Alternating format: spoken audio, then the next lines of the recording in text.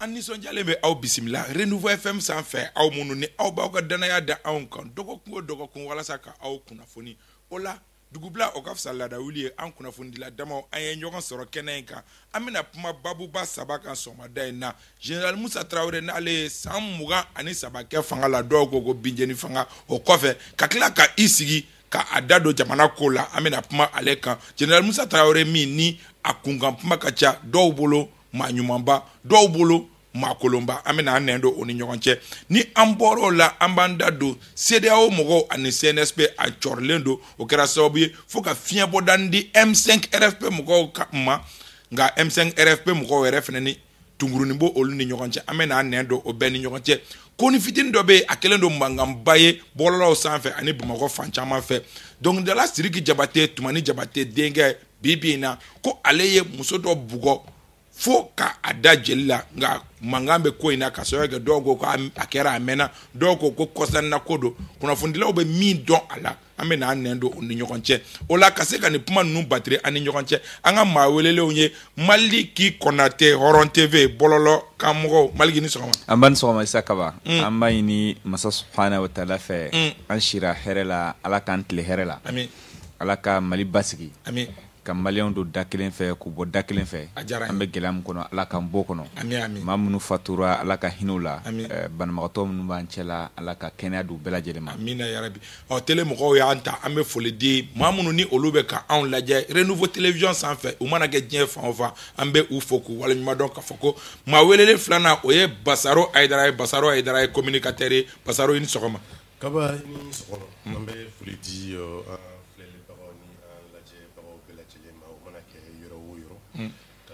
sibila kɛ ka se an ka finitigi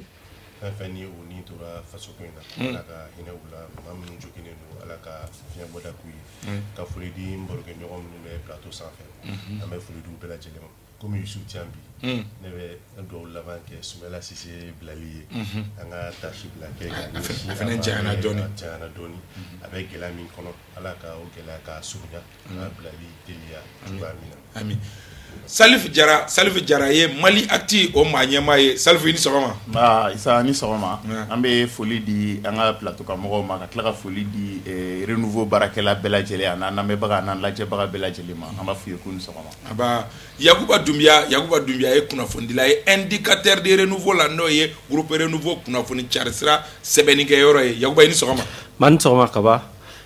k'an bɛ an lajɛbaga n'an lamɛnbaga bɛɛ lajɛlen fo nin wagati in na ayiwa ka hakili jigɛ ka fɔ nɛgɛ karafe o bɛ Bintu Napo bolo ale bɛ arajo fan fɛ Ousmane Togo ale bɛ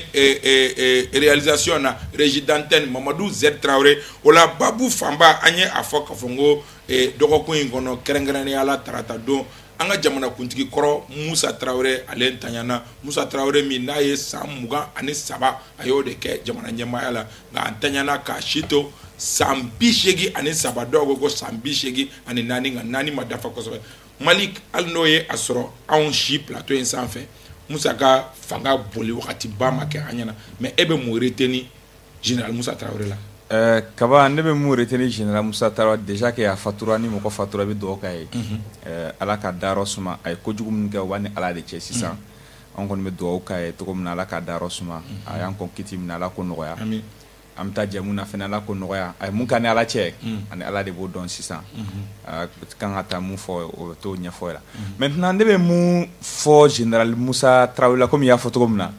peut-être k'a ka fanga kɔnɔna na a y'a sɔrɔ an dɔw kɔni an bɛ su ka dɔɔni minɛ ayi siga t'o la minɛ ni su tun bɛ yan peut-être que o tun bɛ se ka dɔ fɔ donc n bɛ se ka mun fɔ dɔrɔn an ye mun tɔmɔ Musa Traoré ka fanga la mun bɛ fɔ an ɲɛna kɛra maa ye maa min tun n'i y'a sɔrɔ jagoya fanga tun ka d'a ye maa min tun maa gɛlɛn tun maa min tun k'a tun tɛ ko to mɔgɔ ta la donc anw bɛ se ka Musa ka fanga k'a résumé ka k'o ye parce que depuis lawale la fo an bɛ don min na ko bi o kelen de bɛ ka fɔ a ma en même temps Musa Traoré ka fanga la a ye gɛlɛya lase maliyɛn caman ma parce que ne jateminɛ kɛ i bɛ ɲininkali kɛ hali n'i y'a sɔrɔ Musa yɛrɛ kɛrɛfɛ maa dɔw bɛ yen nɔ olu b'a sɛbɛntiya k'a fɔ maa min tun a tun ka gɛlɛn maa kolo gɛlɛn tun en même temps 91 événement mun kɛra i bɛ taa sɔrɔ kɛra sababu ye fɛnɛ o fɛnɛ image kolilen ba a la hali ni ye jateminɛ kɛ k'a fɔ ko deuil national décrété don Musa Tarawele ka saya in na i bɛ taa maliyɛnw ɲininka n'i bɔra ka micro trottoir kɛ maaw b'a yir'i la k'a fɔ ko man ka kɛ Musa Tarawele ka saya la ani fɛnɛ suturali min fɛnɛ kɛra Musa Tarawele ko in na kunun kɔrɔ hommage national i bɛ taa sɔrɔ maa caman fɛnɛ ko o tun man kɛ parce que an bɛ tila ka kuma o kan Basaro e bɛ mun tɔmɔ Musa Tarawele fɔ. Bon, kaba an b'a daminɛ ni précision dɔ ye parce que de plus en plus an b'a mɛn ko Musa ye san 23 de kɛ fanga la. Je crois k'a tɛ san 23 bɔ san 22 ani kalo 4 ni tile buruburu. Je crois que a y'o de kɛ fanga la. Anw y'a ye dɔɔni parce que a bɛ bin wagati min na sɔrɔ an bɛ classe 4nan na Kesabugu école fondamentale la mais an ye caman de kalan a kan c'est-à-dire min bɛ fɔ mɔgɔw ye ani min bɛ sɛbɛn an ye o caman de kalan. Je crois que Musa n'a ka fanga gɛlɛya bɛɛ fɛn min ni o ye fintigilakaw ye je crois que a waati ninnu na an kun sɛbɛn dɔnnen don a ye an don kɛlɛ la sigiɲɔgɔn kɛlɛ parce que Musa Tarawele tile de fɛn n'an ye Burukina kɛlɛ kɛ 85 merci Musa tile de ka o kɛlɛ kɛra hali bi ni a ma dɔn kosɛbɛ parce que bɛɛ mana kɛ position min na bɛɛ b'i ka se jira ka kɛ o la mais a kɛra cogo o cogo a ye ko caman kɛ ko minnu ni a kun tɛ bɛn mais a ka kana gɛlɛya yɛrɛ de y'a to fɛnɛ an bɛ yɔrɔ min na bi o de kɛra ni o ye coup d'état k'a sɔrɔ 91 sinon weleli kɛra k'a ka ouverture démocratique kɛ a ma sɔn a bɛ sɔn waati min na o y'a sɔrɔ a coronna kosɛbɛ o kɛra bon bamananw ko ni ko gɛlɛyara ka se yɔrɔ dɔ ma dugubila ka fisa sigin kɔ ye quoi je crois que ani mouvement démocratique mɔgɔw bɛ ɲɔgɔn na o wagatiw la u y'a jateminɛ k'a fɔ ko a ko laban kana kɛ janfa ye donc an bɛ yɔrɔ min na ani se ka surun donc an ka ban a bolo o waatiw la parce que a sɔnna a laban na il a accepté ka taa démocratie la mais hali ni a yɛrɛ fɛnɛ b'a fɔ ko ale ye démocratie fanga mɔgɔ ye ka d'a kan ko parti politique UDPM a y'o fondé élection kɛra hali ni a publicitera a la avec plus de 90% des voix score reçu hali ni a y'o kɛ wagati la n'i y'a a ka fɛmɔgɔ ɲininka olu fɛnɛ bɛ o de fɔ ko Musa ko démocratie président don parce que kalata fɛnɛ kɛra wagati dɔ la ka a suganti mais bon n'i y'a jateminɛ a waatiw fɛnɛ n'a gɛlɛya caman donna an ka jamana nafoloko la parce que minnu ni olu ye baarakɛlaw ye olu tun bɛ mɛn kuntala jan kɛ k'a sɔrɔ u tɛ sara kɛrɛnkɛrɛnnenya la lɔgɔlimɛtiriw f'a yɛrɛ ko ten wagati dɔ la ko mɔgɔ min ni i ka sarako gɛlɛyara k'i ka baara bila ko n'i tɛ k'a bila k'i bɛ ko dɔ kan donc ni ale ma se ka i bɛ min kan a ma se k'o kɛlɛ walasa bɛɛ bɛ se ka lafiya sɔrɔ a ka gɛlɛn mɔgɔ fɛnɛ i bɛ balo bɛ sɔrɔ min na i ka o bila nɔgɔya la donc Musa ka fanga c'est une gestion mitigée c'est-à-dire fɛn min don a bɛ dépend i bɛ position min na ni ka gɛrɛ a la i b'a fɔ ko a ka fisa mais jama fanba bɛɛ b'a yira ko Musa fanga jugulamɔgɔ kun don ni o ye dictateur ye ka d'a kan maa caman tununa a ka fanga kɔnɔ i n'a fɔ Cabral n'a ɲɔgɔn na bon tubabu sariya siraw la tant que su ma ye a tɛ se k'a fɔ ko mɔgɔ fagara Cabral tununta cayara Cabral ninnu caman bɛ o la mais bon oui mais Moro Keita fagara parce que hali ni a ma fɔ ko ale y'a faga a kɔni fagara parce que a su yera a su donna Moro Keita communiqué kɛra ale yɛrɛ communiqué ko lɔgɔli karamɔgɔ retraité dɔ sara an bɛna o kuma président kɔrɔ lɔgɔli karamɔgɔ kɔrɔ dɔ sara donc o b'a yira ko a saya confirmera mais bon n'i ye jama fanba ɲininka komi Maliki y'a fɔ cogo min na denmisɛnninamɔgɔw la minnu m'a ye an bɛɛ bɛ min dɔn a la o ye Musa Tarawele le dictateur de Salif Isa e y'i ka nisɔngoya yira kabi Facebook sanfɛ effectivement ne ye n ka nisɔngoya yira mais ni déjà ni saya kɛra ka ban o bɛ fɛn bɛɛ ban mais an bɛ min retenu Musa Tarawele la o ye k'a fɔ Musa Tarawele kɛra mɔgɔ ye mɔgɔ min nana jamana ɲɛmɔgɔya la coup d'état kɔnɔ a nana coup d'état kɔnɔ a nana gɛrɛntɛ siri maliyɛnw na kosɛbɛ kosɛbɛ parce que Musa Tarawele tile de kɔnɔ maliyɛnw ye ja ye kɔngɔ jugu ye Musa Tarawele sécheresse Musa Tarawele tile kɔnɔ mɔgɔw tɔɲɔna kosɛbɛ kosɛbɛ Isa Musa Tarawele ka wagati la a nana ni mais a ka mɔgɔw fana bɛ fɛn dɔw fɔ k'a ye olu ɲumanw kɛ i n'a fɔ agissement structurel i n'a fɔ k'a ye CESCOM ale de tile la olu nana dɔgɔtɔrɔso ka ca Musa Tarawele tile kɔnɔ yuruguyurugu daminɛna Musa Tarawele tile de la Musa Tarawele de ye fanga bɔ bɛɛ ka sɔrɔ an ka sɔrɔ bolo n'a bɛ fɔ ma ko an bɛ régime socialisme de kɔnɔ min na sɔrɔ ye bɛɛ jɛ ye donc faamaya tɛ yen bɛɛ pratiquement bɛɛ mɔgɔw ka niveau de vie man jan ɲɔgɔn na Musa Tarawele tile de kɔnɔ o banna faamaya nana o tile de kɔnɔ suɲɛni jugu corruption daminɛna Musa Tarawele tile de la Musa Tarawele tile de la Mali commencera ka endetté parce que an bɔra an ka franc malien na kana yɛlɛma franc CFA la an commencera ka juru ta an donna banque mondiale ni FMI la ka commencer ka dette publique sɔrɔ ka jamana corona en réalité Musa Tarawele tile de kɔnɔ hali sisan jamana bɛ o coro de kɔnɔ mais par contre mɔgɔ dɔw fana b'a fɔ ko au moins dignité kun retrouver don Musa tile par rapport à l'ère démocratique. Bon parce que malien fierté kɔni kun bɛ Musa tile malien fierté déjà malien yɛrɛ bɛɛ aux yeux de Musa Traoré bɛɛ yɛrɛ tun tɛ malien déjà fɔlɔ parce que voilà ale tun tɛ bɛɛ traité cogo kelen na malien cogo kelen na par exemple dɔw bɛ yen nɔ ale ka régime bɛɛ kɛra olu bɛ ka ɲangi dɔrɔn de olu bɛ ka tɔɔrɔ dɔrɔn olu bɛ ka degun dɔrɔn de donc i n'a fɔ u ni malien tɔw tɛ kelen ka sɔrɔ u ma foyi wɛrɛ kɛ en plus Musa Traoré tile kɔnɔna na isa an y'a ye a tɛ se ka fɔ ko i n'a fɔ Basaro ye min fɔ hali minnu ko démocratie mɔgɔ kun don an bɛ se ka fɔ ko yɔrɔ an tɛ se ka sɔn o ma parce que munna Musa Traoré tile kɔnɔ jɛkulu foyi kun yamaruyalen tɛ i ka aw fara ɲɔgɔn kan k'aw bɛ hakilina i n'a fɔ syndicat i n'a fɔ parti jɛkuluba tun ye saba ye IDPM ani muso jɛkulu ani jeunesse ka jɛkulu voilà mais k'a fɔ en dehors de ça ko aw bɛ fara ɲɔgɔn kan ko ka hakilina jɛkulu dɔ kɛ ka i n'a fɔ ka ko dɔ défend ou bien o tun tɛ yen Musa ma sɔn o si ma donc an b'a ye k'a fɔ an bɛ se k'a fɔ Musa kɛra mɔgɔ ye min ye maliyɛnw tɔɲɔ kosɛbɛ. ayiwa Yakuba Dumbuya kaba ne bɛ se ka mun fɔ Musa ka fanga d'abord san 23 a ye Mali bila retard la a ye Mali bila retard la parce que Musa yani Musa kana président dɔ de tun bɛ mun tun ye Modibo Keyita ye o tun ye élan dɔ sɔrɔ ka ban en 8 ans déjà a tun ye ko caman kɛ Mali ye ko usine bɛ 11 usines b'a la avions b'a la infrastructure fana b'a la i n'a fɔ école ko ninnu ni fɛnw mais Musa nana o élan in a y'a tigɛ an ni partenaire an ni jamana minnu tun bɛ baara kɛ ɲɔgɔn fɛ a y'an bolo tigɛ ka b'olu bɛɛ bolo plan t'a bolo politique t'a bolo ka développement kɛ san 23 kɛra o la sa parce que répression tɛ dɔwɛrɛ ye o ni cogoya t'i bolo ka ta k'a kɛ ka ɲa ni mɔgɔ min ko k'a bɛ kuma ou bien minnu b'a fɔ k'a fɔ a tɛ ka ɲa i b'a essayer k'olu réprimer k'u minɛ k'u faga soit ka t'u bila kaso jugu la k'u fɛnkɛ ni Musa fanga fɛnɛ lajɛ an bɛ se k'a fɔ Musa fanga mɔgɔ caman b'a fɔ non Musa fanga parce que foyi ma ɲi mais a y'i ba don armée la mais quelle armée parce que ne ma sɔn kunu armée kaba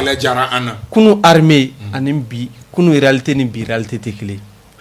armée mun tun bɛ Musa bolo a n'a ka minɛnw n'i y'a ta bi k'a bila rebelle minnu bɔra ni karafin ka minɛn bɛɛ cɛlen arme de dernière moderne i jɔ guerre kɛcogo tɛ kelen minɛnw tɛ kelen comparaison mɔgɔ minnu bɛ k'a fɔ ni Musa tun bɛ yen bi Musa non kɛlɛkɛminɛn minnu tun bɛ yen nɔ n'i ye char combat ta n'i ye BRDM ta e bɛ se k'a fɔ k'i bɛ taa terroriste ɲini ni char combat ye cogo di mɔgɔ minnu bɛ boli moto la ka don tukɔnɔlaw la ka bɔ c'est pas possible kɛlɛkɛfɛn kelenw tɛ wa non il faut qu'on soit clair kɛlɛkɛminɛnw falenna mais est-ce que a fana kun tɛ changer en fonction des réalités du terrain ni wagati min ko est-ce que a kun tɛ armée équipée ka bɛn n'o ye au moins intention kun b'ale kɔnɔ n'o don en 1962 o y'a sɔrɔ an bɛ san 2 dɔrɔn de kɛra an ka démocratie an ka yɛrɛma hɔrɔnya kɔfɛ o la Modibo ye rebelle kɛlɛ yan ka su la yan nɔ o y'a sɔrɔ an ka armée bɛ san 2 dans quelles conditions s'il vous plaît n bɛna mun f'i ɲɛna mɔgɔw b'a fɔ wayi a tun bɛ taa militaires bila ka taa rebelle kama Kidali wagati ninnu ani sisan tɛ Dibi Silas fɔlɔ la o armée ninnu marifa min tun b'u bolo ani sisan marifaw tɛ kelen koyi karafin ka marifa bɛɛ de cɛra u y'a fanba bɛɛ de cɛ ka na Mali la mais au moins Musa kun bɛ yen nɔ est-ce que Musa kun tɛ équipé en fonction des réalités du moment san 23 a sera ka mun kɛ mɔgɔ ma mais a wagati kɔni ɲɛdɔnna kɔni ma kɛ Mali la olu parce que ɲɛdɔnna mun de don mɔgɔw tɛ k'a faamuya opportunité mun sɔrɔla rebelle ninnu bolo ni Libi cilen tɔw bolo rebelle kuma an bɛ mun fɔ c'est vrai k'a kɛlɛ kun bɛ kɛ rebellion a toujours existé au Mali mais ka kɛ ta ka taa an se niveau la kuma deli ka kɛ mais mun de y'a kɛ parce que opportunité mun sɔrɔla u y'u profiter Libi situation in de fɛ o marifa jugu ninnu ka bɔ n'u ye an ka rebelle yɛrɛ t'a la dɛ wa sɔrɔsi jugu fɛn fɛn ani jasi jugu fɛn fɛn kun bɛ Libi yen sa o bɛɛ de finna ka boli ka na Mali la o de kɛra an ma problème ye sinon k'a fɔ ko wayi ko ni Musa kun bɛ yen nɔ hali mun tɛ Musa ye n'a kun bɛ yen nɔ ce sera la même chose. ayiwa o hukumu kɔnɔ kunu juma génie militaire olu ka place la hommage ba rendira général Moussa Traoré ye ne yɛrɛ tun b'a kɛnɛ kan Ousmane Togo image bɛ journal minɛn kɔnɔ n'a bɛ fɛ k'u ta Mali kuma caman bɛ o ko fana na mɔgɔ dɔw ko Musa ni nin kuma nka an y'a ye k'a fɔ hali an lasigiden minnu bɛ ambassadeurs ni fɛnw olu caman ma ye hommage national in kɛ. Bon n b'i ka ma daminɛ fɔlɔ i ye kuma laban min fɔ n'o ye ambassadeurs ma ye kɛnɛ kan Mali bɛ contexte dɔ kɔnɔ aujourd'hui qui fait que ambassadeur mais n'o tun tɛ o tun bɛ na o tun bɛ na Mali bɛ contexte dɔ de kɔnɔ o de kɛra sababu ye n'u ma taa hali n'i y'a sɔrɔ u taara concertation nationale la parce que u y'a ye k'a fɔ concertation nationale la c'est tout le monde et en même temps légitimité dɔ tun bɛ yen nɔ parce que a fɔra ko le peuple malien maintenant parce que là nin cérémonie na kɛ i n'a fɔ jɛkulu dɔ y'a organisé n'o ye CNSP ye donc pour eux ils ne sont pas légitimes u bɛ yɔrɔ min na donc raison pour laquelle ambassadeur ma taa a kɛnɛ kan hommage ɲininkali la k'a fɔ hommage service kɛra pour moi c'est-à-dire par exemple Moussa Traoré ye ko mun kɛ i n'a fɔ victime ninnu bɛ yen c'est tout à fait normal u k'a fɔ k'a man ka kɛ c'est tout à fait normal aussi minnu b'a fɔ yɛrɛ k'a fɔ ko Moussa Traoré y'i ban ka ɲɔgɔnna kɛ Moribo ye c'est tout à fait normal c'est légitime u kan ka se u b'a fɔ mais ne bolo o man ka kɛ o Moussa Traoré jɔn b'a bɔ Mali tariku la bi bi in na a ka gɛlɛn. Il a fait 23 ans a bɛ ka jamana o de ye min kɛ mɔgɔ si m'o kɛ a bɛ ka o de ye jamana in to kɔfɛ parce que problème yɔrɔ min na an tora ten à chaque fois karisa ye nin kɛ non an bɛ nin bila kɛrɛfɛ mais e tɛ se k'o bila kɛrɛfɛ o parce que il fuit a bɛ yen de bi bi in na président Ibrahim Boubacar Keïta taara jɔn bɛ se ka bɔ Mali tariku la tɛ se a ye président kɛ ka tɛmɛ parce que n'i y'a mɛn a tɔgɔ bɛ fɔ parce que a ye yɔrɔ dɔ de kɛ ka tɛmɛ waati dɔ kɛra mara tɛmɛn'a bolo kɔnɔna na n'o mara tɛmɛn'a bolo kɔnɔna na a yɛrɛ ka personnalité tɛ lajɛ mais jamana de bɛ lajɛ a ye nin jamana servir a kɛra nin kɔnɔna na n'i ye Musa effacer i bɛ fɛ ka Mali tariku de effacer n'i ye Musa effacer a kɛ i n'a fɔ i ye 23 ans de effacer ka bɔ Mali la mais Musa m'o hakili sɔrɔ mais nalen Musa m'o hakili sɔrɔ mais anw kan k'o hakili sɔrɔ pour que an bɛ fɔ ko ni karisa ma hakili dɔ sɔrɔ dɔ kan k'o hakili dɔ sɔrɔ victime ne bɛ yen nɔ k'a fɔ k'olu bɛ ka réclamer u kan ka bila u ka droit kɔnɔ n'u kan ka bila u ka droit kɔnɔ Musa Traoré ka jugement kɛra a taara kaso la hali ni y'a sɔrɔ a grâce la parce que anw yɛrɛ de sariya dɔ ta an ka jamana kɔnɔ k'a fɔ ni président ni mɔgɔ condamné na président de la République bɛ se ka grâce anw yɛrɛ de ma sariya ta wa donc n'a man di anw ye k'a fɔ ko ni karisa ye criminel ko dɔ kɛ n'a taara justice la ni mun kan ka kala o kan ka kala grâce ta la an ka taa an ka fɔ ko ka bɔ a kɔnɔna na mais du moment où kun fɔlɔ k'i y'a yɛrɛ k'a kan ka jɔ ka faga nka a nana kɛ k'a si da kaso la ka bɔ o la 2002 a kana bila maintenant n bɛ fɛ ka mun fɔ dɔrɔn je ne suis pas là pour défendre Moussa Traoré et ou bien ka dɔ victime ninnu ka se k'u lagosi walima k'u défendre mais mun ye k'a fɔ victime ninnu kan ka bila u ka droit kɔnɔ ni jugement kɛra n'i y'a sɔrɔ a ma diya u ye u ka recours kɛ u ka taga maintenant mun ye k'a fɔ ko hommage ma kɛ Moussa Traoré parce que a ma kɛ Moribo ye Moussa Traoré filila n'anw fana filila mɔgɔ wɛrɛ fana b'a fɔ ko ninnu fana filila donc yan'a ka se o yɔrɔ ma Moussa Traoré filila Moussa Traoré n'a ka fili ka taa mais jamana kan ka mun kɛ Moussa Traoré k'o ye parce que o ye jamana jɔyɔrɔ mɔgɔ si tɛ se ka 23 ans in Moussa Traoré ka 23 ans in hali ni Basaro y'a fɔ ko 23 ans i tɛ se k'a effacer ka bɔ Mali tariku la parce que 22 ans 4 mois mérité ou a t'a mérité 22 ans 4 mois et puis quelques jours donc avec plus de précision et Kaba même il faut balimakɛ Yakuba ye on est moi mɔgɔ si tɛ yan ko min nana k'i bɛna Musa ka régime défend cogo dɔ la ɲininkali kɛra par rapport Moussa Traoré min de kɛ n y'a fɔ ka kuma daminɛ na n k'a sɔrɔ an ka dɔgɔ a bɛ bɔ fanga la wagati min na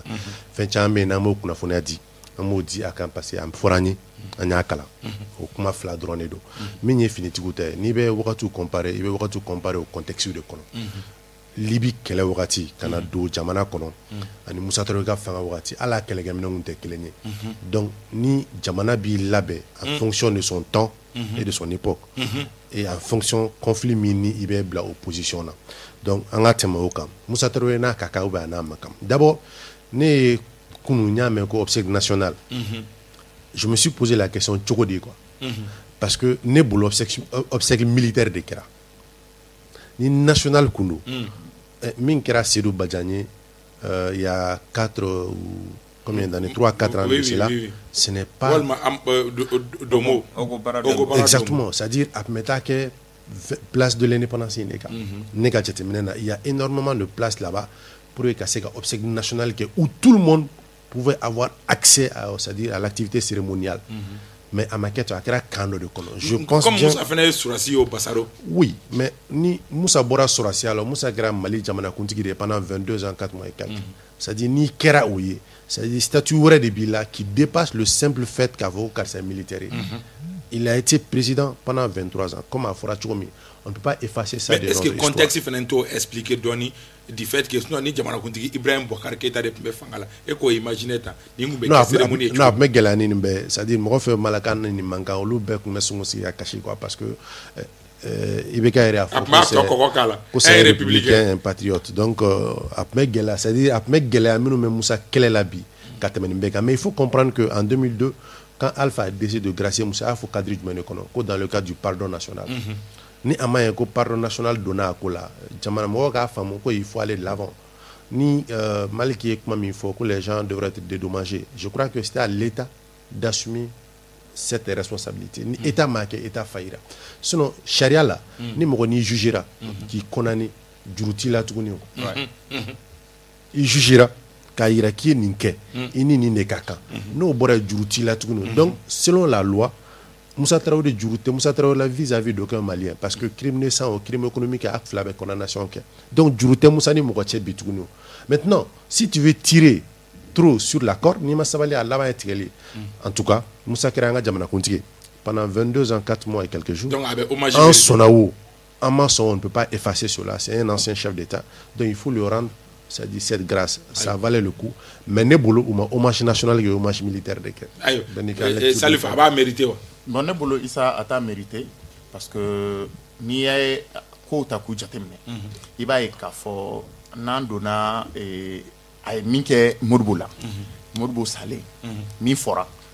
ko communiquer mi kalana ORTM na.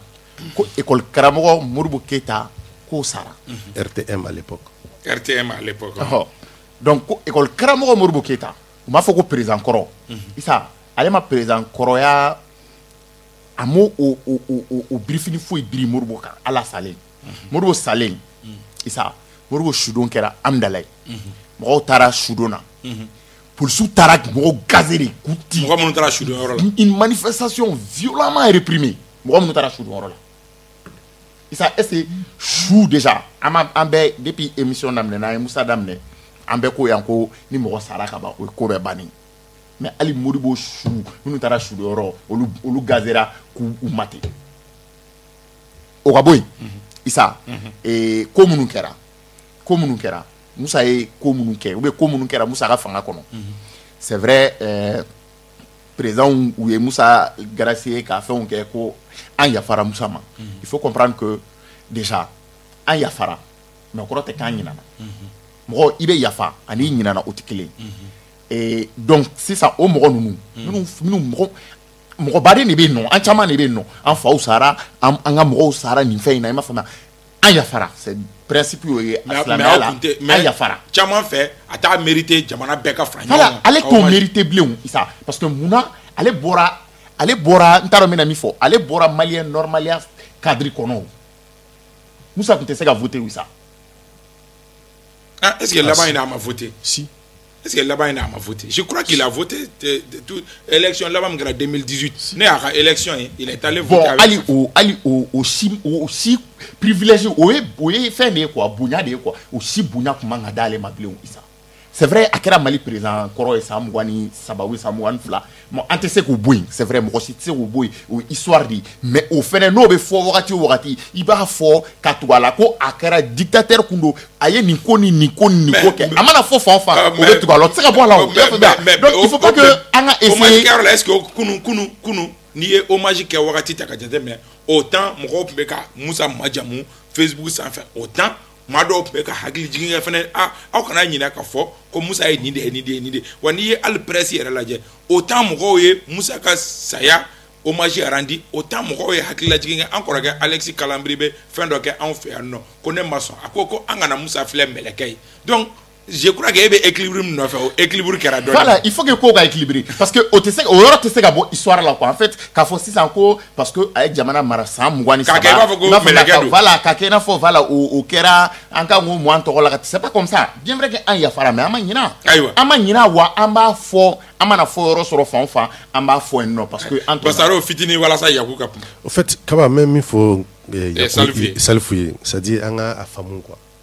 On a affamu qu'a faut que président Béa a époque de que a vécu à contexte de colon. Je répète que m'était pour défendre Moussa, loin de là. Et je suis sur un groupe de discussion, un groupe de colon, dans un groupe de discussion où Doye Moussa Traoré victime ou lisible. On a un aîné qui est venu dire qu'on fait aussi la liste de tout ce que Mourbo Keïta a tué. Ouais, au fana gele abaye soir la men. Donc, Nico Kibe Moussa Tafo, a une belle Moro Choubo. Mourbo Keïta fait minke. Président Fouye Mateme Koumi ma Djalaki Likokeo. Mais Ahmed Teme Djalaki nega n'ale ere Yafa fo. Yafa ba to fait no be ka teme oka. Oubliez histoire ko de yo. Oubliez koro akana akato tariku la. Akato tarigula. Oubliez o de yo akato tariku la ma kana nyina ko. Mais ni yafara ikanga ta nyefe. Mais Ça, on me ka yafa président ka to an no la. Donc président- il faut comprendre qu'il faut évoluer avec le temps. je suis d'accord que président Korobé président Bébé fait ok peut-être mi main mais c'est qu'à son oma mais ni ayi soni sigilen ro Moussa Traoré ta kan c'est que o dama temenari Ayiwa. il faut pas que ntana mena mi fo quoi e ba nega problème mia en fait nega problème te basaro yambi ou bien ka foko ko wéré mais en réalité ne bɛ se k'olu faamuya quoi ma faamuya olu ka position n bɛ se k'o faamu mais il faut que minnu bɛ ka essayer minnu bɛ fɛ ka essayer ka histoire falsifier ko an tɛna sɔn o de ma Isa. Ayiwa dɔ ye message ci ma ko Musa ka victime fɔlɔ tɔgɔ ye ko Gilles Travele ka a denmuso ye kunnafoni d'ale ma ka a bɛ ka émission suit an b'a fɔ ka walima dɔn nin bɛɛ ye tariku ye Yaku a b'a mérité wa Musa a bɛ hommage ba in mérité wa bon ne bolo question ta b'a mérité ou bien a t'a mérité mais d'abord ne bɛ se ka mun fɔ Mali ye jamana ye yafa jamana don silamɛw b'a la chrétienw b'a la c'est vrai que mais an ka yafa ɲɔgɔn ma o de bɛ kɛ ni fɛn fɛn sera saya ma ka ban ne bolo saya bɛ fɛn bɛɛ ban banna ka ban wa an ka laada kɔrɔ ye an b'a fɔ ne ka fɛn na a ka bilan a ma ɲa a ye ko kɛ a ye kɛwale kɛ minnu man ka kɛ a maliyɛnw sɛgɛnna wa mɔgɔ caman ni tora a ko la a ma ɲa mais ko gɛlɛyara cogo cogo n'a sera saya ma ka ban an b'a maloya an bɛ o fɛn et puis Musa filɛ saya bɛ fɛn bɛɛ ban c'est vrai a filila saya bɛ fɛn bɛɛ ban o bɛɛ tiɲɛ ye Isa saya yafa yɛrɛ fɛnɛ filɛ nin mais a b'a fɔ ko républicain don voilà o man ka fɔ yafa filɛ nin hali kuranɛ kɔnɔ El Hadji Malick bɛ se ka dɔ fɔ an ye o la a fɔra ko yafa ka ɲi yafa ɲininen don mais ka yafa mɔgɔ ma jagoya tɛ o jagoya tɛ sisan anw m'an fa ye parce que dɔ de ko dɔ kɛ anw m'an fa ye ne fisali filɛ nin ne m'an fa ye parce que n b'i ka émotion voilà parce que n t'a dɔn bɛna min fɔ quoi Jara Hachimi ni olu mɔkɛ tun ye député ye wagati min Modibo n'a ka mɔgɔw bɛ minɛ o tɛ wa o don ayiwa a faamuna donc an b'i ka émotion faamu an bɛ Salifu ka émotion faamu ani a cogoya fɛ min fana ni an bɛ yafa kuma la nka jamanakuntigi kɔrɔ Amadu Tumani Ture yera bon je crois que Alpha Omar Konare Alpha Maye Alpha Tala a kan ka jalaki wa ne bolo Alpha man ka jalaki parce que Alpha ka fɛn na parce que kun taara n t'a dɔn kun min na kɔni a ma na mais a mɛnna ka république budi dɛ kɔrɔlen Alpha bɛ taa événement kɛyɔrɔ la a b'i dogo yɛrɛ ne y'a dɔn ko IBK bɛ nin yɔrɔ la lui soit ale bɛ taa en avance soit après IBK la dernière fois ani IBK ye ɲɔgɔn sɔrɔ yɔrɔ min na o kɛra coïncidence de y'u fila ɲɔgɔn cɛ Kabruna coïncidence de kɛra o la to ani IBK ɲɔgɔn so Alpha ka programme na s'il connaît le programme il fait de telle sorte que ale bɛ taa en avance ka taa ka yanni tɔw ka na walima bɛɛ taalen kɔfɛ a bɛ taa fɛn na o ye Alpha ka fɛn mais nin ta kɔni na peut-être que a ka fɛn mais n t'a dɔn a ma taa kun min na o kɔni o fɛn tɛ n bolo la n bɛ se ka mun fɔ Alpha ta la o yɔrɔ min ye Amadu Tumani Ture ta ye je crois que bɛɛ bɛ ATT dɔn déjà o il est toujours comme ça wa an bɛ taa a yɛrɛ ka kumakan na kunu a yɛrɛ jumɛn a ka kuma na hali n'a nimisara mais il fallait au moment a kan ka kɛ cogoya min voilà a y'o fɛn minnu fɔ mais n bɛ fɛ ka fɛn fitinin min fara a kan dɔrɔn minnu ka mɔgɔw tora nin ko la mɔgɔ si m'a fɔ ko Musa Tarawele k'a ye k'a ma ko kɛ o bɛɛ y'a fɔ ko Musa Tarawele ye fanga gɛlɛn tunu en même temps a ka mara gɛlɛyara dan na mais du moment où on irait des charia mais c'est quand on des charia d'autres koski Moussa Traoré gracier mun kɛra malien ma bɔ ka fɛn kɛ ka fɔ an ma jɛnɛ o kelen filanan ye jumɛn ye Mali ka événement fɛn fɛn kɛra ka tɛmɛ président kɔrɔ fɛn fɛn tɛmɛ a bɛɛ taara Moussa Traoré fɛ a bɛ bɔ an ka télévision nationale la mɔgɔ ma bɔ ka fɔ ko minnu ka maaw fatura tiɲɛ don donc a réhabilitera tiɲɛ don mɔgɔ fatura an bɛ fɛn kɛ i kan ka vraiment a tɛ bɛn mɔgɔ si fɛ i ka mɔgɔ k'i ka mɔgɔ faga k'a fɔ k'i ka tila k'a bɛ se ka diya i ni kun ye o tɛ bɛn mɔgɔ si fɛ mais comme a yɛrɛ ye Salifu ye mun fɔ sa silamɛya ta silamɛya fana y'o fɔ hali ni mɔgɔ ye mɔgɔ faga mɔgɔ min ye mɔgɔ faga fo mɔgɔ 99 a tubi waati a ko k'ale 99 de faga ko a filɛ ka 400 faga ko est-ce que ko tubi minɛ ko ni tubira ko Ala bɛ yafa i ma o ma fɔ wa donc je crois que hali ni y'a sɔrɔ an ka maa minnu yɛrɛ fatura n'u lawuli bi na k'u ɲininka a b'a fɔ ɔhɔn problème t'a la parce que ne y'o de fɔ n ka kuma daminɛ kɔnɔna na ni maa fatura an bɛ dugawu k'a ye mun b'a ni Ala cɛ o bɛ o fɛn na maintenant anw yɛrɛ dama ɲɔgɔn cɛ anw ye sariya dɔw ta n bɛ segin a kan anw ye sariya dɔw ta anw yɛrɛ dama ɲɔgɔn cɛla la o tɛ Ala ta ye bilen dɛ anw yɛrɛ dama ɲɔgɔn cɛla la Basoro y'a fɔ a ka kuma kɔnɔ du moment où Moussa jugera k'a condamné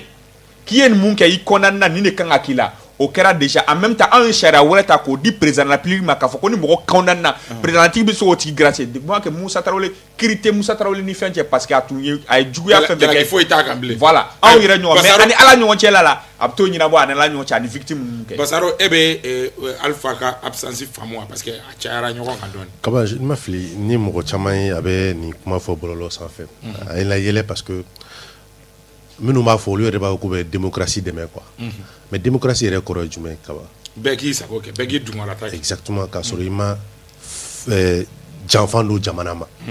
mais ni Alpha a décidé k'a ma taa o fana y'a ka droit dɔ ye c'est un droit pour Alpha de ne pas aller à l'obstacle ni ma fili et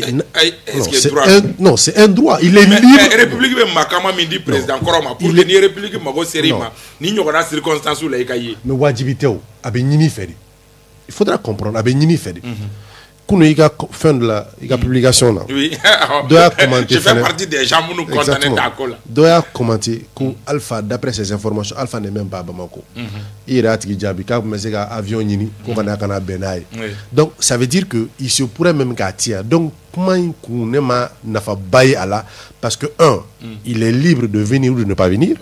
même ni a ɲininen don a fɛ ɲinini kɔrɔ tɛ k'a wajibiyalen don a fɛ ko ka na a ɲininen b'a fɛ de o ye facteur fɔlɔ ye facteur filanan fana ye min ye il se pourrait que Alpha tia an bɛɛ b'o kalama avec comment on appelle l'Union africaine a ka bolo ni a ka taa ni ka seginw ka ca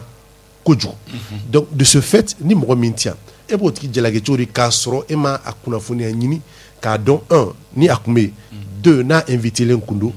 3 munna a ma taa parce que mɔgɔ bɛ se ka k'ale dugu kɔnɔ fɛn dɔ b'i bali ka taa hali Assimi ka tournée na il a rencontré tous les anciens chefs d'État sauf Kumina, c'est peut-être que tout ça il n'est pas là ni période n'a pas il est en dehors de ce pays donc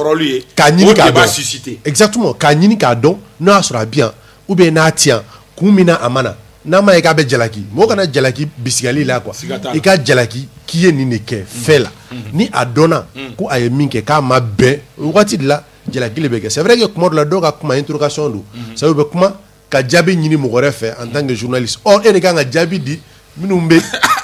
non un informateur c'est avant tout celui qui doit répondre non c'est celui qui doit répondre donc de ce fait Alpha ka tagabaliya ça peut se comprendre mais par contre pour comprendre que gɛlɛya foyi tɛ Moussa Traoré ni mouvement démocratique mɔgɔ ni ɲɔgɔn cɛ a caman kun bɛ kɛnɛ kan a caman ba Zoumana Sako je te dis a caman ba bon Zoumana Sako an bɛ wolo y'a ka ministre kɔrɔ Modibo Sidibe ninnu kun bɛ qui ont profité pratiquement du mois Choguel c'est son fils spirituel qui a défendu qui défend le seul parti politique pratiquement qui défend l'héritage de l'UDPM c'est pratiquement lui donc mɔgɔ caman kun bɛ kɛnɛ kan qui font partie du mouvement démocratique minnu ye fanga sɔrɔ démocratie i n'a fɔ Jogun n'a ɲɔgɔn minnu ye fanga sɔrɔ démocratie clé wagatiw la n'a kun bɛ peut-être Moussa fanga la u kun tɛ miiri yɛrɛ président la donc an k'a faamu k'a fɔ ko bɛɛ n'i ka fɛn don quoi c'est-à-dire tout le monde est libre tant que i ka liberté tɛ dankari fanga principe la. ayiwa Salif e b'a faamu que Alpha Umaru Konare président sabanan Mali kɔnɔ k'o ma ye a kɛnɛ kan. Bon, Issa, je crois que les positions on donne le déjà quoi. Derrière boulot, il a fait bien. Moi me le tara déjà. Il a fait bien. Nous moi faut ne boulot chic manga ta quoi na. Ne boulot ni ko kuye Moussa Traoré citoyen lambda de comme les autres. Non, ça se comprend. Donc, non, il a dit. Il a fait bien. Donc, voilà. Voilà, simplement, quoi. Peut-être. Mais, au-delà de ça, il va y avoir Kochama Meke, il va y avoir affiché Kochamana Kosobe, et bon, peut-être Mogota. Kababora Fangala, peut-être Mogota Kundo. Sinon, il va y avoir Ali Waratimina. ATT Ibeka be fangala donc Ibeka ka mo ku musama no fe ko chama na olu kumba a pousser pour que akasega kuma ko chama no be akasega fe no mana ça est communiqué dans son temps voilà qu'on a senté république gola ko république war min dama ka be tige mais iba ye ka fo ati isendo osila bon isa nepse go famia parce que déjà ni président koro ni itora ka yesenu kanga essayer ka fe no ke fin mo do be se ka miri ko hakilina wara bila mais par contre États-Unis Barack Obama George Bush fla ani fanga olubu franyonga événement dobe olu bebe yola nye Nigeria fenenta Obasanjo ni u chama frale nyonga est-ce que ote ben refneni et ote ben sinsi wa ni nous be France kunu alpha démocratie ko la ko jugo na alpha jongunda atete kungu bolo di nyokamba Moussa Ka janaja ke rola est-ce que c'était pas symbolique non bon nga ou bolo di ñoko ma yoro wéré ça c'est symbolique pas famia mais déjà nebe ayiri la peut-être nebe neka famiali la ma ka foko ni mo alpha de afo be fait noter mais neka famiali la alpha kumbe fait malika ke tchuguni malika ke tini quoi donc le fait que aller une position mina 600 aller te na se go yele ma blé donc il préfère qui d'abord Yacouba Dumia Bon, Alpha absence ouega kun saba fala kun folo moye koko d'abord Alpha ka farmandala parce que ni jati mineke même militaire mun na fangala san ou sera président koroto fe même mo wi Alpha fe do ko farmandala ko sebe flana u ko ka be déplacement la ka te malikona ka be jamana ko kan sabana do ko mo de do ko a kunta lamfani modubudi kunta kunklina fa ku yekile ko c'est-à-dire avec option na du fait que Moribo Bengale de Namoussa gouvernement bon au lieu et de la culture voilà mo do do ga fena na kunte fait et sur quelque gala maiga tene ko qualité aka fengue défenseur numéro 1 wa au madu malik gouvernement mena donc c'est pour te dire que bon option de do kuma de do ashima vérifier follow mais al no keranga jamana kono kata suku ya la baniro la ne bolo quand même avec jam gore de kata comme ya photogum na batara ya photogum na jago ya kote avec jaire de kata aywa ne mi ba pumala ne knya puma for Facebook sans fait kuna foni mi ndira makabo akamu ko ere yoro ko lu tara Musa Ka demba la jikorani ko no fa kanu ba ani demba ya bela jelen ku tara yani janaja indoncha watu ka folike oro so nyo fongo kuma do la beta na bansu wa beta après mfana me kanga rôle de juste non nye manga mi ci Facebook sans fait on wele la kan foyana mo ko fe munu nga suru Alpha de on a ku tara kata folike Musa Ka demba la donc nga rôle fene ko yora fene fo mais seulement que ne bolo bi akanga pour république boudeli kono kana isendo république parce qu'il est très critique Mali bila ate polémique ne taka non polémique précision de que il fallait que information foni Moussa Traoré Alpha Ka kola fene tuni kuma kelo ne ke ka Ibeka était au pouvoir ngo surtout dominant Ibeka ka photo blala ces jours là nya essayer ka feno kala mais j'ai reçu des informations ko fait mbeke Mali kono al ministre Koro Moussara ibita soro abeta bela soit abeta nyefe walma après to talen ko abeta ko fait c'est-à-dire atito quand même faire mais ateke officiel ko natala quoi asomo we de fonyana ku tara ka to unyi yoro folike ka minte ni jamala fengai ameta nyefe ambaye ka fo doko ku ingono puma ba fene oye ka fo CNSP mko olukuntara mission tellement dans la Ghana ka fe no akara kata CDAO jamana kuntigu olu puma nyoya u ko trama kungu e ko fly d'abord concertation mikera ko kata o puma la seginke ka fara o kan kata nyini CDAO mko fe ko gerende mimbe malika ku ga gerende jikindoni d'abord mission pasaro Kaba mission ni a jetemine abina fo ji verba clanchela c'est-à-dire amafa fin ama fa bon alagulo fenete parce que mission in bɛ kɛ don min na a y'a sɔrɔ CEDEAO kun y'a ka rencontre laban min kɛ ni o kun ye u ka président falen ye o sen fɛ o kumana u y'a ɲini ko Mali ka gouvernement sigi teliyala ka président civil sigi ka premier ministre civil sigi et puis que la durée de la transition tɛ tɛmɛ kalo 12 kan an y'a ye mission Accra mission in sen fɛ CEDEAO bougera sur certains plans ils ont dit que u sɔnna ka bɔ san 12 la compte tenu feuille de route min yiral'u la feuille de route min yiral'u la ko compte la pertinence de la feuille de route kalo 12 n'i ye san fɔ o janyana kojugu o ye dictature wɛrɛ tuguni kalo 12 la u ko ko compte tenu de la pertinence ça veut dire que olu yɛrɛ sɔnna feuille de route min ni CNSP mɔgɔ taara yira u la u sɔnna o ma u compte tenu de cette pertinence k'u bɛ sɔn ko ka taa kalo 18 na u ko fɛnɛ ko min ye poste de vice-président k'o kɛ militaire ye ko o tɛ olu bolo baasi ye gɛlɛya kelen min b'a la dɔrɔn k'o ye ko ni président nana kɛ k'a taɲana ko vice-président ka président nɔ bila je crois que o fana ye ko dɔ ye c'est-à-dire ko lasigi de u bɛ ka ko dɔ de u siranna ko dɔ de ɲɛ don nataw la je crois k'o de kama u ye o de fɔ parce que hali bi sɔnna ma sɔn force dɔ bɛ CNSP la du moment que sɔrɔsiw bɛɛ bɛnnen bɛ a ko in kan an bɛ don min na komi bi parce que jusque là du côté des militaires protestation foyi fɛnɛ ma kɛ fansi fɛ ka bɔ o fɛnɛ na ka ban an y'a ye ko min ni o ye yɔrɔ dɔ ye CEDEAO mɔgɔw ma sɔn o ma i n'a fɔ min ni o ye président u ye u min bɛ kuma kɔnɔ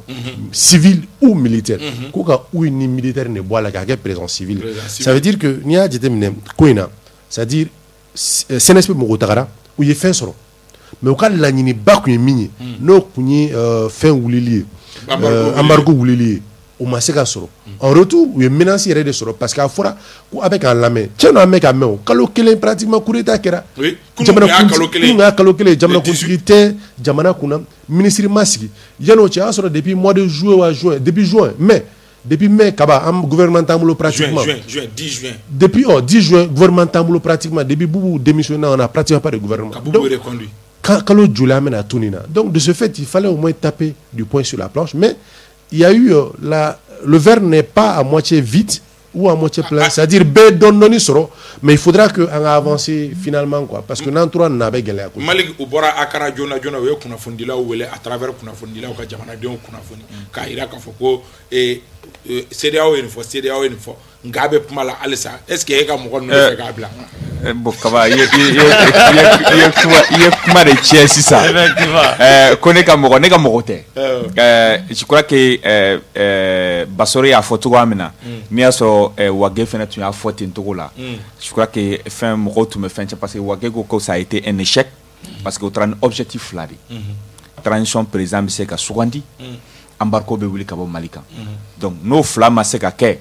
am se ka fo c'est un échec parce que mouye dur quoi je crois que beba kalama jonguna kata jonguna ye sans flaquer oui bon après à peu près 2 ans quoi bon et ben on va donc voilà allez le détail donc Allah sans flamme dafa beba donc a fo mouye dur ko koni bembe ko comme mais fin cloma re jumai embargo ani présent ko mais kabaya ninkata akara muya to folo ni fen fly ma se ka lawaleya parce que concertation na ni a jetemine ke antumbe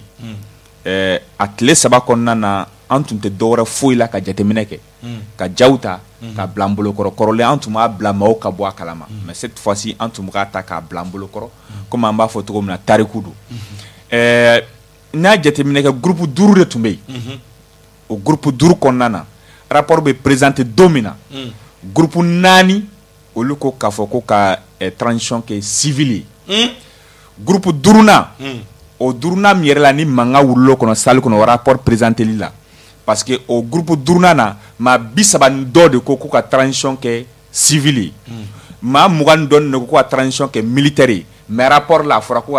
transition ke militaire o ko na rapport kalanto muntu ma groupe kono manga don wula doko ko rapporteur ma ke fidèle akula menali jongana ni yoronna e be fe ga fo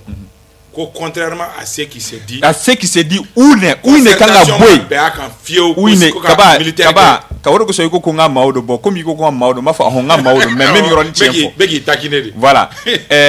tramachiteno ne ya besu ya rapport bébé no abse kata comité d'experts nyinga comme ya fo kanga na filmer sinon si on avait filmé malon tun bɛ bɔ a kalama rapport min kɛlɛna bɛɛ ka a ye rapport 5 de kalanna a 5 la 4 bɛɛ ko ka jɛya bas ka bɔ a la transition civile mais n'an y'a ye ka u bɛ toujours donc o kan ka maaw fɛngɛ mais o ye jɔn dɔ si comité scientifique il faut que le CNSP s'assume. S'assumer comment? On a fait un coup on bɛ fɛ ka to fanga la an b'a kɛ cogoya min na an b'a tɔ négocier ka taga mais o kana to tâtonnement na où in kan ka bɔ yen parce que du moment où ka bɔ sɔri ko la parce que où in tun man ka taa Accra soit an bɛ taa anw bɛnna ka transition militaire parce que concertation yɛrɛ n'i y'a jateminɛ k'a lajɛ concertation kun yɛrɛ kunba tun ye fɛn jumɛn ye président ka se ka fɔ a kan jɔn bɛ se ka kɛ président ye militaire ou civil donc où in tun man ka taa Accra bilen pour moi où in nafa foyi tɛ a kɛlen n'a fɔ contestation soit u kun k'a fɔ k'olu bɛ fɛ ka fanga kɛ ou bien u k'a ko an bɛ fanga di fɛn ma maintenant ne bolo déjà que où in donna rapport la déjà depuis rapport in kalantɔ ne ye où mɛn n ko concertation in kɛra c'est-à-dire a kɛra ji bɔnnen ye quoi nafa foyi ma y'a la parce que concertation kunba tun ye fɛn min ye ka se k'a désigner soit an bɛ militaire ta walima an bɛ civil ta maintenant n bɛ fɛ ka mun fara kan dɔrɔn il faut que u k'a faamuya CNSP k'a faamuya k'a fɔ anw nana parce que u ka bɔ n'i ye Wage ka kuma jateminɛ l'autre jour k'u ma coup d'état kɛ mais olu nana ka fɛn dɔ de dafa aw nana ka fɛn dɔ dafa il faut assumer un moment donné aw tɛ se ka kɛ ka jamana bɛɛ ta fɛn bɛɛ bɛ passer aw de fɛ yen k'aw ma k'u kɛ o tɛ se ka kɛ o il faut qu'ils assument en disant que anw ye nin de kɛ wa an ka kuntilenna ye nin de ye wa an bɛ fɛ ka nin de kɛ jamana tɔw la bɛɛ bɛ se ka fara o kan an bɛ se ka ko tɔ ladilan cogo min na ka se ka sira ɲini o bɛ se ka kɛ u ka bɔ tâtonnement kɔnɔ u la u k'o bila ka bɔ yen an ka avancer jamana kɔnɔ. Yaku est-ce que Sɔrɔdasiw fana tɛ ka don politique mɔgɔw ka baara la. bon Sɔrɔdasiw ma deli ka bɔ politique mɔgɔw ka baara la o maliyɛn b'o de fɛn fili kɛ kosɛbɛ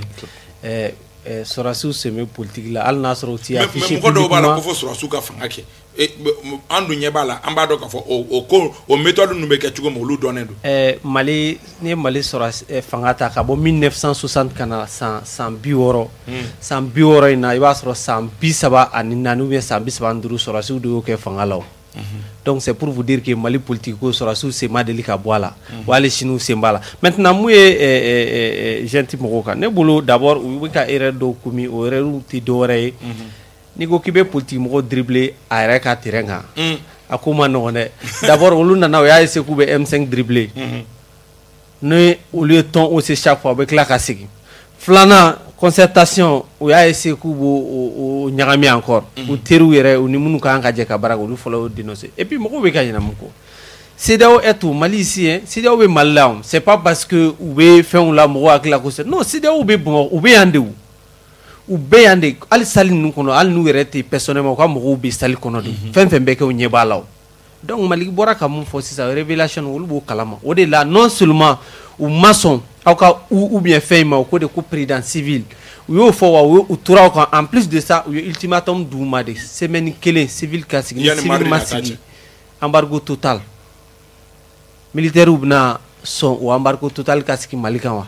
wali n'u sigira CEDEAO yɛrɛ tɛ dɛ maliyɛn kelenw yɛrɛ de bɛ tagama ka taa olu nɔfɛ fo Kati yen nɔ. Salif est-ce que CEDEAO mɔgɔw fana ka o jusqu'au boutisme est-ce que o fana bɛ an ranger an filɛ don min na comme bi ni a ma ɲɛ ko fasodenw de ko Sɔrɔdasiw k'a kɛ i n'a fɔ Sɔrɔdasiw y'a fɔ cogo min. fasoden dɔw de ko Sɔrɔdasiw k'a kɛ Isa il faut comprendre que CEDEAO mɔgɔw ka nin ultimatum ne b'a pour la parce que munna déjà anw dɛsɛlen don ka bɛn ko la minnu ye ko in kɛ olu dɛsɛlen don k'u assumer Isa an t'a dɔn coup d'état de kɛra Isa an bɛ mun kɔnɔ an t'a dɔn ne yɛrɛ t'a dɔn n b'a wele cogo n bɛ ko in wele cogo min donc il faut que an k'o faamuya donc CEDEAO mɔgɔw bɛ ka nin min kɛ c'est vraiment a b'a to an bɛ taga an bɛ pousser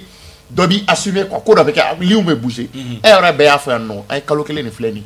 rien foyi ma bouger pratiquement i m'a faamuya olu kɔni bɛ va-et-vient na u bɛ taa ka fɛnw kɛ donc mais en réalité foyi ma bouger fɛn kelen min kɛra n'o ye concertation ye Mali filɛ k'o fɔ o kɛra ji o kɛra échec ye donc CEDEAO ka nin moi je crois que c'est la meilleure solution pour nous pour que les choses puissent bouger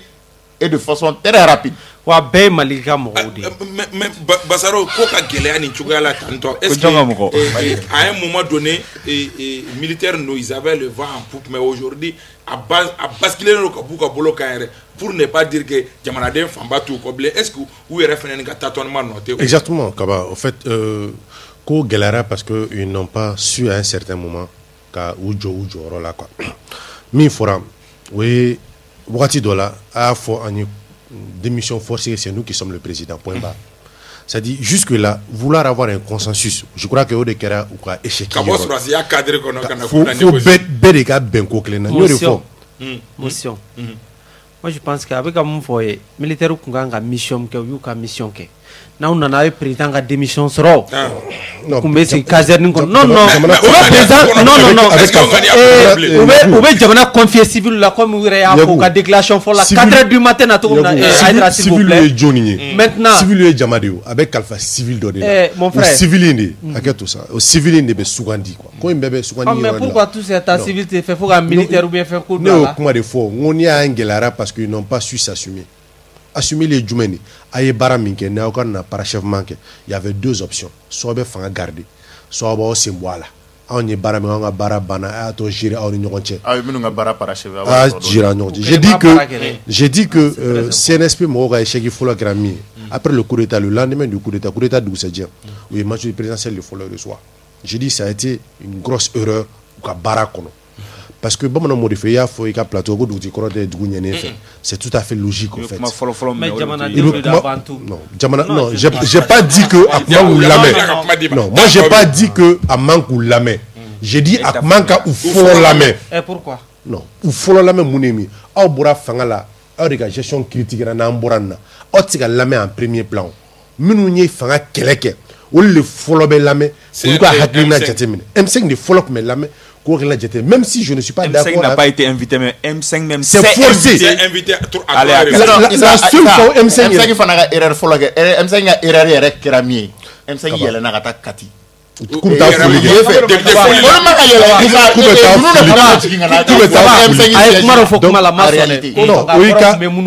M5 l'a dit Bibaye. Oui, quelle liberté de ça. On a dépassé ça. Liberté de you. On a dépassé ça. Mais n'est-ce faute à fallait Yahoo. Et ma soeur quelle liberté de. Mais démocratie de kono. N'est-ce que M5 a fili fola Kerami n'est-ce jate là. Au kunye M5 kumanga son. Ex-majorité follow la main. Non, CNSP ex-majorité go follow la main. Soit à bébé la main, soit minounier ex-majorité qu'elle est. Abo le follow la main parce que ah ouais de quoi quand on a qu'on bara là-bas. Na ou ka bara là-bas. Ou akline mini. Abo ou la main ou ka follow do. Ensuite, avec sur la majorité là parce que bébé la main par clan ou par groupe. Non, même dans leur communiqué, quand ils disent qu'ils convoquent la majorité, ils convoquent le M5, ils convoquent d'autres partis politiques, mais les gens se posent la question, du moins il n'y a plus le pouvoir, John est majorité, John est opposition. Mais il y a invité par groupe, au groupe il n'est pas mangake. Je crois que Tatoman n'est pas les Ghana. Nous nous assumé depuis dans un premier temps, en meilleur nabi, on serait avancé. C'est-à-dire c'est là où on doit entendre, où on met avancé. Mais fait qu'à Yorom Faraninkan, CNSP n'y a un mec qui a fait la faute est un combat au CNSP. CNSP est récréé. Domina a créé le Djougui. Et tu sais que le président de la République mine kataka démission mine kati ou tra mina ka sodo. Katla avoki ma coup de taquet. Ka premier ministre mine. Ka généraux mine katana. Ma personnalité donc me kou mine katanui. Katla avoki ma coup de taquet. Qui dogo do kofe. O tu sais que ça dit CNSP tu es une domina. Le lendemain ka moko do désigné ko Assimi Goïta c'est le chef d'État. Lui là, le premier ministre, les restes là, à te négocier. La CEDEAO allait négocier le reste là. Dans la transition. Non, les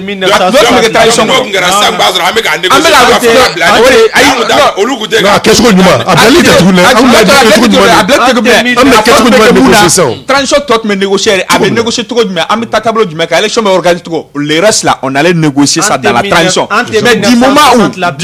où,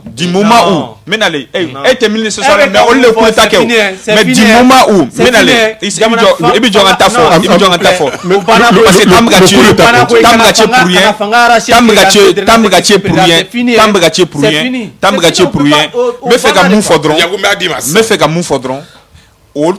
le reste allait être négocié dans la transition. Quel flana est jumain, antume avancé, sabana est jumain. Du moment où CNSP est tout à ma kurita quand on a encore l'étude de parachevé. Ah, mon homme a l'étude parachevé, tu fais qu'on le rencontre. Il fanga bolé CNSP bolo pewa.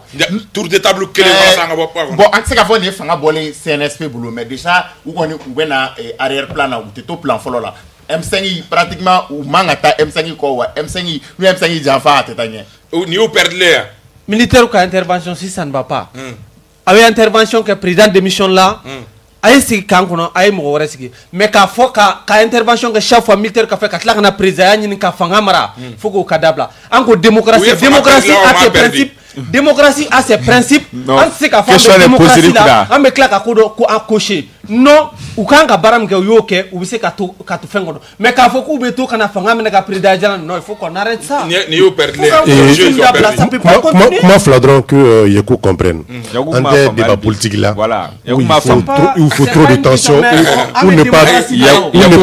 la parole ou ne pas laisser l'autre s'exprimer. On n'est pas sur un plateau de débat politique où il bɛ dɔ bali a kuma na pour que mɔgɔ kana sɔn a tigi hakilina ma o ye facteur fɔlɔ ye facteur filanan ye jumɛn que Yeko comprenne aussi ale ka kuma fɔlɔ kɔnɔ a ko les militaires c'est des hommes politiques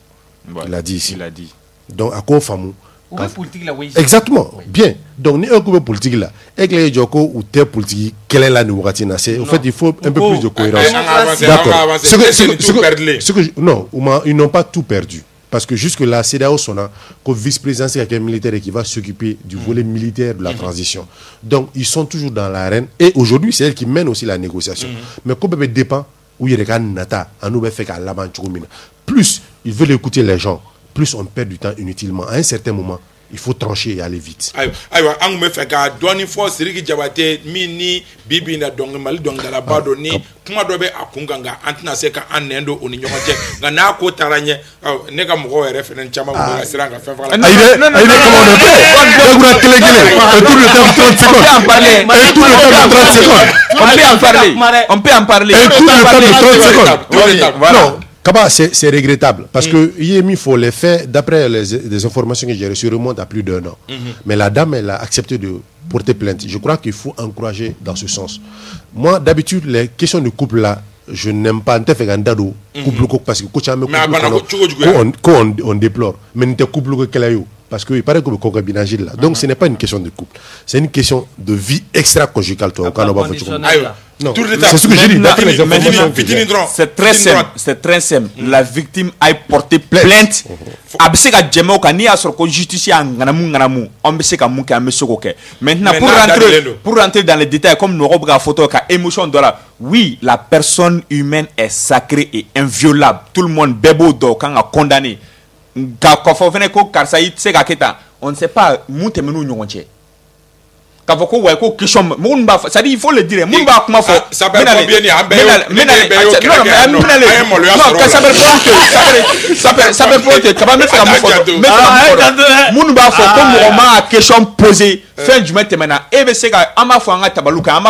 il faut identifier d'abord le problème pour résoudre le solution. Et problème identifié en même temps ça remonte